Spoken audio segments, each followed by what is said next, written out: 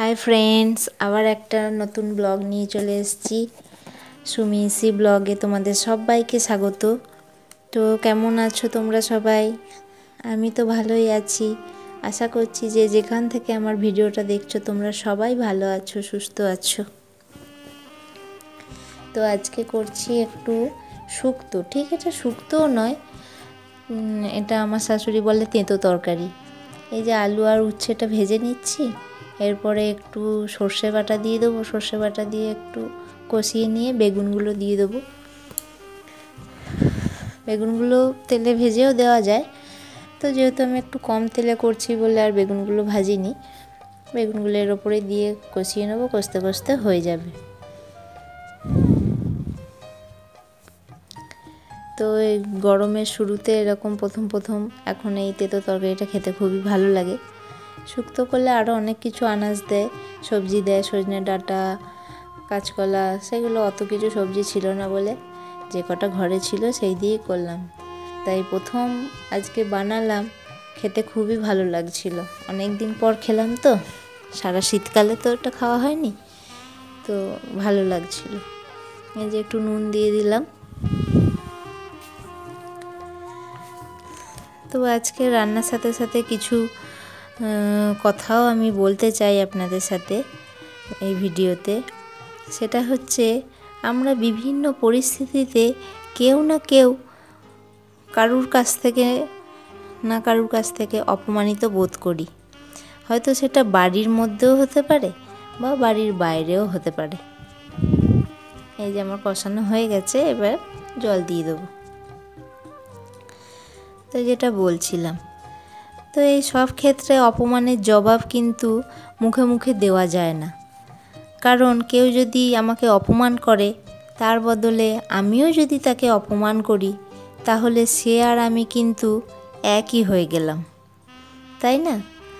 তো সেটা কিন্তু আমাদের নিচু মানসিকতার পরিচয় দেয় সেই জিনিসটা, তাকে সঙ্গে সঙ্গে অপমান করলে। তো অনেক সময় সেই জন্য চুপ থাকতে হয়, চুপ করে থেকে যাই।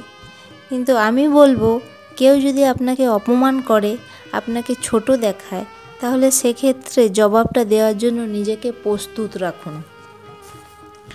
এই যে তরকারিটা হয়ে গেছে, এটা একটু ঝোলঝোল টাইপেরই হবে, বেশি শুকিয়ে দেবো না। আর এই যে সকালবেলায়, যেহেতু এটা রবিবারে ব্লগ, তো রবিবারে সকালবেলায় নাচ প্র্যাকটিস করছে মেয়েরা। আন্টি এসেছে নাচ শেখাতে।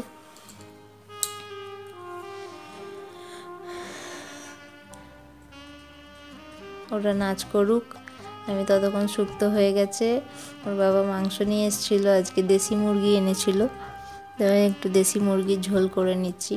অনেক দিন পর দেশি মুরগিটা খেলাম, বেশ ভালো লাগছে খেতে। তো যেটা বলছিলাম, তো সেই জবাবটা যে কী ধরনের হবে সেটা আপনার কাজের মধ্যে দিয়েই প্রকাশ পাবে। আপনাকে মুখে কিছু বলতে হবে না, আপনি নিজেকে এমনভাবে প্রতিষ্ঠিত করুন যাতে তার মনে হয় সে যেটা আপনাকে বলেছে বা আপনার সাথে করেছে তার ভুল হয়েছে। তার জন্য নিজেকে যোগ্য তৈরি করাটা দরকার। কোনো কিছুর জন্য যদি আপনি যোগ্য হন, তাহলে দেখবেন লোকে আপনাকে আর অপমানিত করতে পারছে না। লোকে এই সুযোগটা কেন পায় বলুন তো? কারণ আমরা এই সুযোগটা করে দিই। আমার এদিকে চিকেনটা হয়ে গেছে, তো এরপরে বাড়ির আর বাদবাকি কাজ করছি। জুতোগুলো অনেক দিন ধরে পড়ে আছে, সেইগুলো একটু পরিষ্কার করে রেখে দিচ্ছি। যেমন এই পাংশুগুলো তো আর লাগবে না, এখন শীত চলে গেছে, তো পাংশুগুলো রেখে দেবো, সেই জন্য একবারে ধুয়ে নিচ্ছি। তো সেইটাই বলছিলাম, কারণ সুযোগটাই আমরা করে দিই। আমরা নিজেরাই মনে করি যে আমাদের মধ্যে কোনো কনফিডেন্স নেই, আমাদের দ্বারাই কিছু হবে না, আমরা পারবো না এসব করতে। আমাদের মধ্যে এই নেগেটিভ থিঙ্কিংগুলো আছে বলেই কিন্তু লোকে আরও সাহস পেয়ে যায়। তো জুতোগুলো রোদে দিয়ে দিলাম ছাদে। তো সেই জন্যেই বলবো, নিজেকে স্টাবলিশ করাটা খুব দরকার, যাতে মানুষ মনে করে যে এর একটা নিজস্ব পরিচয় আছে, এর একটা আইডেন্টিটি আছে, একে উল্টোপাল্টা কিছু বলা যাবে না। বিশেষ করে শুধু উল্টোপাল্টা কথাও নয়, মানুষ সম্মান করবে আপনাকে যদি আপনি নিজেকে সম্মান করেন। কারণ আপনি যদি নিজেকেই সম্মান না করেন তাহলে মানুষ আপনাকে কী করে সম্মান করবে বলুন তো। এটা আমরা সবাই জানি যে যে কোনো কাজ ছোট নয়, সব কাজই সম্মানের। কিন্তু সবাই যে পেশায় কাজ করুন না কেন, প্রত্যেকেরই নিজস্ব একটা মর্যাদা আছে, প্রত্যেকের ব্যবহারটাই তার পরিচায়ক। ওই জন্য হাউসওয়াইফদেরও কিন্তু সংসারের কাজের মধ্যে আবদ্ধ থেকে বর্তমান যুগে বিশেষ করে একটু স্বাবলম্বী হওয়া দরকার। আর এই যে আমাদের বাড়ির সামনে এখন খোঁড়াখুঁড়ি চলছে, ড্রেন হবে এটা, সেই জন্য খুঁড়েছে, খুব অসুবিধা হচ্ছে, মানে বাথরুমের ড্রেনের মুখটা বন্ধ করে দিয়েছে। আমাদের ওইখানে একটা পুরনো বাথরুম আছে, সেই বাথরুমটা আমার হাজব্যান্ড পরিষ্কার করছে, দেখলেনি তো। ওইখানেই আজ থেকে চান করতে হবে, আর কিছু করার নেই, কারণ ড্রেনটা বন্ধ করে দিয়েছে মুখটা। তো আমরা মেয়েরা তো সব পারি। এই যে দেখছেন হাজব্যান্ড পরিষ্কার করছে, আমি করব ভেবেছিলাম কিন্তু ও বললো থাক আমি করে দিচ্ছি। তো করে দিল, জল দিয়ে ধুয়ে দিক। তো আমরা মেয়েরাও কোনো কাজেই পিছিয়ে নেই, আমরা মেয়েরাও চাইলে সব কাজই করতে পারি। আমরা ঘরের কাজও করতে পারি, আবার ঘরের মধ্যে থেকে আর্থিক উপার্জনও করতে পারি।